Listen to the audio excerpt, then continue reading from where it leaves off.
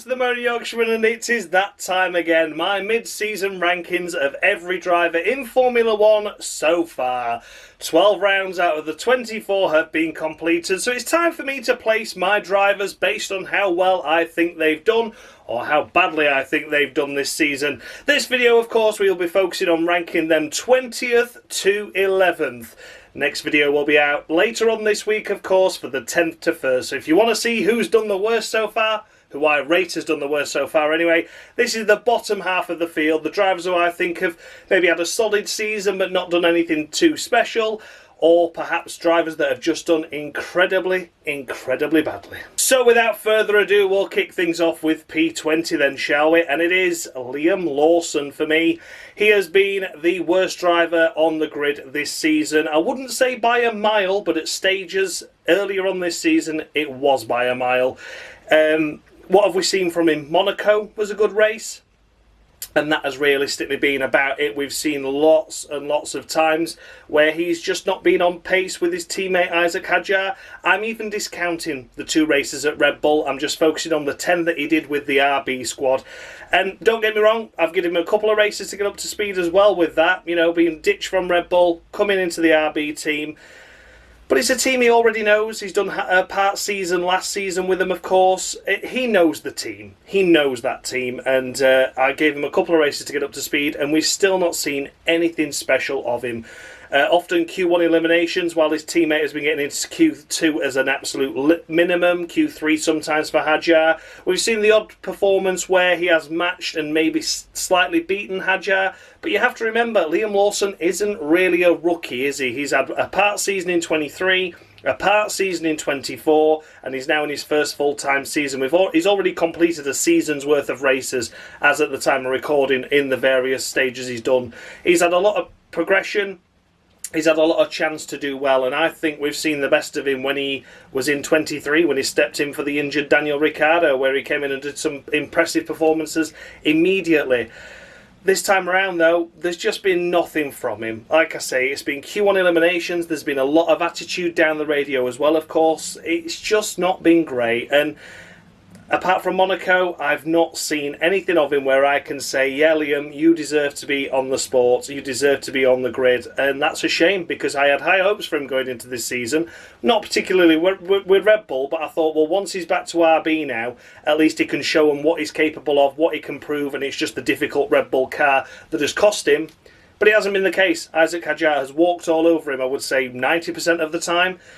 And it's just been a really rough season. So yeah, Liam Lawson is in 20th position for literally providing nothing, virtually nothing anyway, to the RB team or the Red Bull team in his brief appearance when he was with them. 19th place, we come to the Alpine of Franco Colapinto.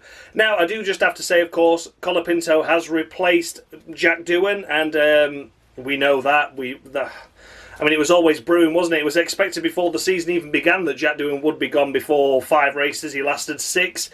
And Jack Doohan wasn't given the fair crack of the whip, and that's why he's not included in these rankings. I'm not going to be ranking him 21st for something that we couldn't really see he was capable of doing. The only thing I would say now is that they stuck with Jack Doohan as opposed to putting Franco Colapinto in. I think Doohan would have scored points on at least one occasion, because he'd have got more familiar with the car, more familiar with the team, and he'd have been able to build on his weekends that he'd had some trouble in times. Franco Colapinto then comes into the sport, paid massive amounts of money, did the Alpine squad, to get him from the Williams programme. And it looked like he was fairly certain for this seat at some point. And now we're already heavily rumouring that after this next doubleheader weekend coming up, that he will be replaced at the summer break for someone else. Potentially Valtteri Bottas, potentially Paul Aron, another rookie to just chuck into the mix for the sake of it.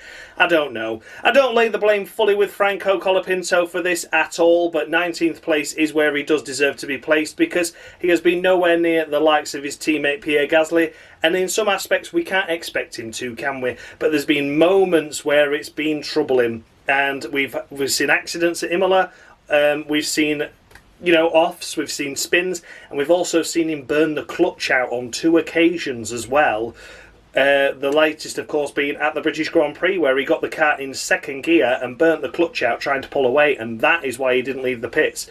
So, yeah, it was a pit lane start anyway, but then he went and burnt the clutch out, and that has been justified, verified, and confirmed by all team members, not just Flavio Briatore making his mouth or someone else, you know, so that's troubling. Burning the clutch out in the pit lane on 2 separate occasions. The other occasion was in Spain. Yeah. A lot to learn as Franco Colapinto. He came in all guns blazing like a Nick de Vries, didn't he, into the sport, where he scored points on, well, pretty much debut, really, didn't he? He had a great performance stepping in for Logan Sargent when we didn't really expect him to do much. But the hype he's just not lived up to at the moment, and it's a big, big shame. So, yeah, Pierre Gasly's been doing all the heavy lifting at the Alpine team. No fault of Pierre Gasly's that. Not really much to blame in terms of Franco Colapinto, because, again, had he been offered the full season at Alpine, I think he would have found his feet a little bit better, been more comfortable, but it's the sheer pressure that the Alpine squad are putting these young drivers under, which means they either sink or swim, and at the moment, they're sinking heavily. So, Franco Colapinto, 19th place, has delivered no points for the team, and offered nothing really to the team apart from a lot of damage and heartache once again. But I don't fully blame him for everything that's happened, and that's why he's 19th on this list. 18th place, we come to Yuki Tsunoda in that second struggling Red Bull. Yeah, he was unlucky in the first couple of races for RB. The pit strategies in both of those races were very, very wrong, and he could have scored some big points for the RB squad before he departed that team, but that wasn't his doing. Australia was the biggest one, of course. Didn't pit him when they should have done for the intermediate tyres when the rain came down again, and left him out on slick tyres, which was just ridiculous. But yeah, to be honest with you, Tsunoda, it's a struggle. We know the Red Bull car is a struggle. He scored 7 points for the Red Bull squad while he's been there in these 10 races that he's done for them. And again, I don't fully blame Yuki for all of this. We know that that second car is a bad car. But it's the fact that he started with some sort of encouraging signs. He wasn't too far away. But then the gap just seems to get further and further away from Max Verstappen, who by no stretch of the imagination is having a fantastic season in that car. But it seems like it just gets confusing. And this is what we've seen with Sergio Perez last year, of course. He just gets lost in it all, and then just nothing comes as a result. His highest qualifying performance has been P11 on 2 separate occasions. Not yet got into Q3 with that car. And yeah, like I say, offered 7 points, next to nothing really for that squad, which is a huge shame. Yeah, Yuki, had he just stuck at RB, I think he would have scored a massive amount of points for that RB squad now if they'd have just left Liam Lawson to sink at Red Bull, because obviously he's not contributed anything to Red Bull's points tally either, apart from 7 of them. You could have just left Liam Lawson in that Red Bull to sink, and RB would have been absolutely thriving with Yuki Tsunoda at the helm. Isaac Hadjar, of course, rumoured to be potentially replacing them for next season, but I mean, would he want to go there? No one wants that second seat at the minute. It's just as cursed as the Alpine one, isn't it? So yeah, Yuki Tsunoda, a difficult season. Cannot adapt to the car that is built for Max Verstappen, which is a great shame. I still rate him as a driver. It looks like he'll be departing at the end of the season, the Red Bull programme, and heavily linked to the likes of Aston Martin potentially, so that could be interesting, of course, with their Honda partnership, a Japanese driver behind the wheel, and I think he needs to get out of that Red Bull programme and he will thrive elsewhere. It took him a long time to adapt to Formula 1, longer than I thought he should have been given, but the Red Bull programme at the time was an absolute mess, with the juniors not having enough of them basically to come in and replace him. But once he found his feet, he's been really good. He's delivered so many fantastic results for the Visa Cash App RB squad and Toro Rosso in its previous guises, AlphaTauri, etc. But now at the second Red Bull seat, he just can't make it work like so many others, and that's a shame. 17th place, we come to Lance Stroll in the Aston Martin. Now, Lance Stroll so far down here, I hear you say, maybe harsh. Currently outscoring Alonso at the time of recording, 20 points to 16. All of his points came in the early parts of the season where he had some fantastic performances. Outdrove the car at times, I must say, as well. Alonso got unlucky with reliability issues and silly incidents as well, which meant it took a long time for Alonso to get off of the mark, and Lance Stroll was able to pick up points finishes after points finishes. Some really good race pace there, and I was genuinely surprised that this was probably one of the best starts we'd ever seen since Lance Stroll's Formula 1 career for a season start anyway. But then it all went wrong, didn't it? We started then, once Alonso got those first points on the board, the pendulum swing very much back into Alonso's favour like it has done throughout their entire partnership as teammates. Lance Stroll, Q1 eliminations, massively off the pace, underperforming, under-delivering, and then having the right to moan about the car. We, of course, saw the fact where he didn't start the race due to a wrist injury, as he was seen punching and kicking off and hitting the bullshit boarding and stuff behind the scenes because of the poor qualifying performance. His attitude stinks once again. His attitude has just gone by the wayside. Said it was the worst car, the shittest car he's ever driven in Formula 1 at the British Grand Prix, where he just chewed his tyres up towards the end there, but still finished P7. So he still had a great result, but he was put on the best possible strategy and still didn't deliver a fantastic result. But a car that was struggling, still got the points, but it still wasn't good enough for Mr. Lance, was it? So yeah, he's down here based on his attitude and the sudden decline in form. The first 6 races of the season had been putting him inside the top 10, and that's no joke, because he genuinely had some fantastic performances where I couldn't criticise him. I really couldn't. But he's just come back down to earth with a bang. He's back to the usual Lance Stroll that we all know and hate, where he's just been a dick and massively under-delivering on what that car can do. It's not a fantastic car by any stretch of the imagination, but Alonso's getting points finishes out of it, even when he's on compromised strategies such as Britain. And then Lance Stroll, when he's put on the best strategy, they end up meeting in the middle because his pace is just poor. And then has the cheek to blame the team, blame everyone else around him, and it's never his fault. So yeah, he's had one did not start this season due to his own apparently wrist injury, which we know for a fact it wasn't. But yeah, it's just all lies and bullshit once again. But at least he's not last on the standings. He's 17th. Well done, Lance. Bravo. 16th place, I have gone for Carlos Sainz. Sorry, Carlos, but it has been a tough season, hasn't it? We expected him to come into that Williams squad and walk all over Alex Albon, myself included, and many others as well. But Alex Albon has stepped up to the mark and delivered big points finishes, big results for that Williams squad, impressive qualifying performances, and has done something exceptional with a car that has been very good on race day. He's beaten the likes of Ferrari on track on merit, Mercedes at one stage as well, hasn't he? Whereas Carlos Sainz he's not been doing that. A best finish of 8th place in that Williams car, and 13 points on the board compared to Alex Albon's 46. He's been beaten in qualifying by his teammate as well. It's just not going well. It's not gelling well, is it? And then you see the likes of, again, Britain, Silverstone. The perfect summary of Carlos Sainz's season is wrong place, wrong time in certain situations. Charles Leclerc went off the track whilst Carlos Sainz was battling with him and took Carlos Sainz with him. And then that cost Carlos some points, which he rightly deserved that race. And that just sort of sums up the way it's been going. It's not all been his fault, of course. We saw the brake duct failure, of course, in Austria, which led to his retirement before the race even began. And he has had a bad run of luck. He had traffic at Canada, which knocked him out in Q1, so I'm not saying it's all Carlos's fault. But a driver of Carlos's calibre shouldn't need to be relying on that last lap in qualifying to get himself through into Q2 in a car that is clearly capable of Q2 appearances regularly. And how close that mid-pack is, it should get into Q3 as well, but it's obviously always not guaranteed. But that car is a guaranteed Q2 appearance car. Yeah, the Williams gap, of course, they were looking like they were going to be dead cert for 5th in the Constructors at one stage. But now it doesn't look so certain with the progress that the other teams around him are making, and Carlos has really got to step up to the mark. The second half of this season, he's got to get those points on the board. He's got to get those impressive qualifying performances in, so he's able to help that team more to secure that 5th in the Constructors. Yeah, a driver of Carlos Sainz's calibre, I expected a lot more for him, but unfortunately, Alex Albon has remained the team leader there, and fair play to Alex for that. But yeah, Carlos Sainz needs some more points under his belt, some more performances that are capable of what that Williams car can deliver. I'm not saying he hasn't been unlucky, because he has, but there's more that he's left on the table in the races that he has finished. 15th place, I have gone for Ollie Berman in the Haas. Maybe slightly controversial, this one, I'm not too sure, but I have just not been that impressed by Ollie Berman this season. He has been unlucky the last 3 races at the time of recording, 3 11th place finishes in a row, which of course 1 position higher means it's 3 more points on the board, but he's only scored 6 at the moment. Even add those 3 to it, he's only 9. He's fair enough, more experienced teammate Ocon has scored 23. So, yeah, Ollie Berman, we've seen some good moments from him, but we've seen silly errors as well. Again, we're going to go back to Britain. We're going to go back to Silverstone.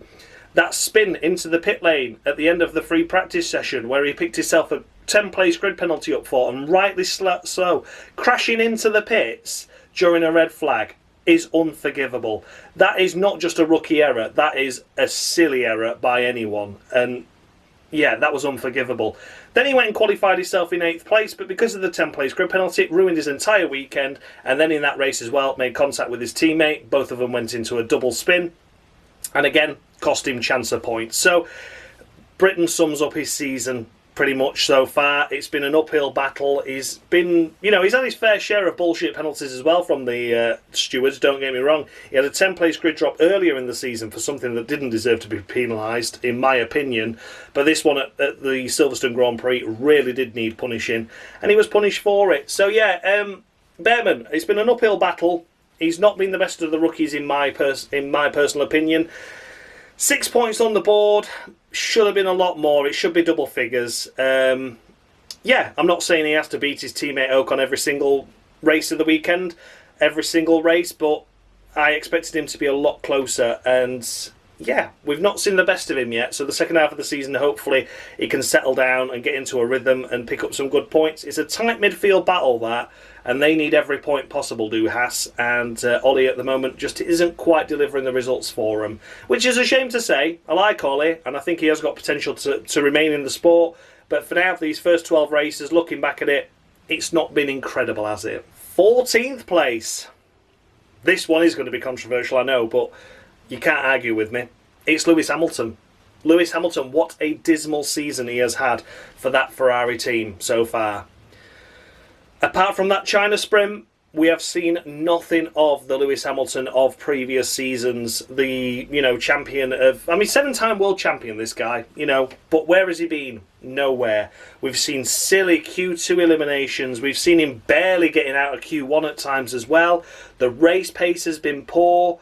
We've seen him not even score points in some races, and that is not acceptable from a Ferrari. That is admittedly a difficult car. It's not the best car on the grid this season. It's sometimes 4th or 5th best, especially when Williams got their act together at the likes of Miami. But even with the 5th best team, that's still a point-scoring opportunity car, and sometimes he's just not delivered those results. Lewis Hamilton, it is a shame to say he's not picked up a podium yet this season so far either, which is his longest streak in Formula 1 history, I believe now. In a row consecutively of not collecting a podium position. It has just been a tough season for Lewis. A lot of head scratching, and we've also seen it as well where he has a poor result and we have to blame floor damage, or we find something wrong with the rear wing, or we find something lodged in the front wing which has caused his aero to be off balance, or we've found this, or we found a tyre imbalance, or we found that the engine was down on power.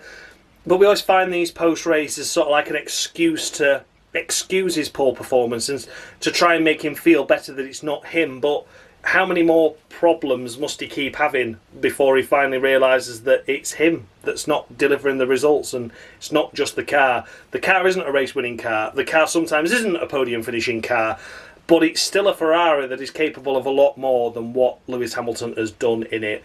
So yeah, unfortunately for Lewis Hamilton, I've placed him 14th. That China sprint really is the highlight of his season so far. Everything else has been quite difficult. Yeah, can't really add anything more to that, I'm afraid. 13th place, I have gone for Gabriele Bortoleto in the Kick Sauber. Yeah, Gabriele Bortoleto has impressed me this season. I think 4 points on the board for him doesn't quite do his season justice. It's that 1 P8 finish that he's had so far in the Austria race weekend. And he deserved that. It was a good race. It was a good race. I think had he had a little bit more experience behind the wheel, he could have gone for P7 there, and had the likes of the McLarens not come through to lap him at the end of the race, then P7 was possible over Fernando Alonso. The rest of the season has been fairly solid, though. He's been beating Hülkenberg on more than one occasion in qualifying, getting that car into Q2 where it didn't really belong at times this season, and then has been mostly matching Hülkenberg in the performances through the season. The likes when the momentum started going Hülkenberg's way, where we saw that P5 in Spain. Bortoleto was put on a compromise strategy, which meant he didn't get points. It was almost like he was always on the wrong alternate strategy, and it didn't quite work out. So I think had he had the same strategies as Hülkenberg, I think we could easily see Bortoleto on 10 points now as opposed to 4. And against a really experienced teammate in a really bad car at times, I think that's impressive. So yeah, the 4 points on the board doesn't fully do him justice. Silverstone was a little bit of an outlier. That was the worst we've seen of him this season without a doubt. Lots of spins, a lot of offs in practice, out in Q1 in qualifying, and then of course crashed in the race as well. So let's forget Silverstone, but let's look at the other 11 racers, and I think he's offered some fantastic opportunities for that Sauber squad. Let's not forget Australia as well. Potentially could have had a point or two there, which was a high rate of attrition, but he had a rear brake failure, which broke the rear suspension and sent him into the wall, which, you know, at the time it looked like it wasn't a reliability, it looked like it was a driver error, but no, that was a brake failure on the car. So yeah, you know, there was points possible from day one, really, for Bortoleto. The pace of the car sometimes hasn't been there for him, and the strategy hasn't been there for him either. But I think more points are coming. I think a good results on the way for Bortoleto as well, particularly with the momentum of Sauber at the moment. And placing him here in P13 ahead of some really established drivers, I think just goes to show how highly I rate Bortoleto, and I still think there's more to come from him as well. So let me know in the comments section if you disagree with me or not on Bortoleto, but I'm finding him really at the moment a little bit of an underdog, a little bit of a superstar in the making, and he's sort of going under the radar because of his teammates' really impressive performances. But I don't think that necessarily means that Bortoleto's doing a bad job. So yeah, let me know if you think P13 is adequate or solid enough for Bortoleto, or whether you'd maybe place him higher or lower. He's my sort of outlier in this. If I think a lot of people have rated him lower than this, but yeah, I think P13 is fair for Bortoleto. 12th place, I have gone for Andrea Kimmy Antonelli. Now, this may be an outlier in other ways, because I think a lot more people are a lot more impressed at what Antonelli has done compared to what I am expecting from him. I expected a lot more than just one podium from him, and admittedly it was great to see him get that podium, but there is quite a large points deficit to his more experienced teammate George Russell. I'm more than fully aware he has big shoes to fill taking Lewis Hamilton's seat. But 63 points against 140 odd. We know he's had some bad luck in terms of reliability, particularly in Spain and of course Imola as well. But there's been silly moments like Austria, which shouldn't happen, and they have. And this kid is rated as a rock star of the future, you know, a driver that has been brought in to no doubt be a development year for him. I'm not saying that he can come in all guns blazing and win races and do what George is doing, but I did expect that gap to be a lot closer. We've seen Q2 eliminations from him at difficult points of the season, Imola in particular, where he brought his friends around and got distracted with that. Yeah, there's a sense of maturity that still needs to come from Andrea Kimmy Antonelli, which will only come with time.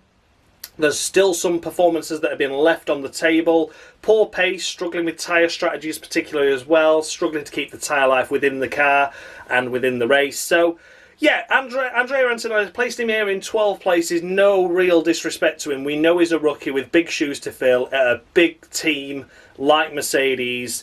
The first driver really to be offered a top driver role since Lewis Hamilton, really, since he went straight into McLaren in his rookie year in 2007. I can't really say we've seen much more of that. Everyone else has sort of started lower down the field, been able to learn their rookie mistakes without much attention to them because the cars are towards the back anyway. But Andrea Antonelli, I just expected a lot more from him than we've seen. He's been put in all this hype, all this expectation has been put on him. And for me personally, he's not lived up to that yet. That one podium was great. I would have expected a couple more by now, especially what George has done in the car. And yeah, we've seen it again. Probably one or two good qualifying performances from him, but the rest of it has all been fairly average at best. And then last on this list, for the 11th place finisher anyway, for this video I should say, we have got Pierre Gasly in the Alpine. It's been a tough season for Alpine, no doubt about that. Still languishing bottom of the driver's standings, team standings I should say. But yeah, Pierre Gasly is the driver that scored all 19 of those points so far. Very much doing the heavy lifting for the squad. And the sole reason why he's not higher is because we've seen some races from him where he's just totally dejected, totally had enough, totally fed up, and just really cannot focus on anything other than just, God, let's get this race over and done with. The strategies have been poor from Alpine, and nothing strategy at Austria cost them points, so there could have been more points on the card and on the offering for Pierre Gasly. But yeah, it's just been a frustrating season for Gasly. And I think at times that frustration has got to him in terms of his on-track performance, made him overdrive, underdrive as well, because he just cannot be bothered. And that's the reason why he's not any higher up in this list. But again, it was good to see him have a great race at the British Grand Prix at Silverstone. It was great to see him take that P6 finish, nabbed that position off of Lance Stroll on the final lap, and that gave him something to smile about. So hopefully going into Spa and Hungary before the summer break, we can see him a refreshed driver, a rejuvenated driver, and we can see the fire back in his belly, because that was a good result to end it on. But yeah, for the most part, it's been a topsy-turvy season, a lot of frustration getting to Pierre Gasly, and that's why he's 11th on this list. So everything, guys, those were my rankings of 20th to 11th of the Formula 1 drivers' current season so far at the mid-stage. 12 rounds in, of course, 12 rounds left to go. Let me know down in the comment section, do you agree with my positioning of the 20? Are there any drivers that appeared in here that you would say should be in the top 10? Are there any drivers that are going to be in my top 10 that aren't in here in this 11th to 20th category? Let me know what you would rank your 20th to 11th to be, and I look forward to seeing you all for the 10th to 1st list, which will be out later this week. Thank you so much for watching, guys, and as always, much love.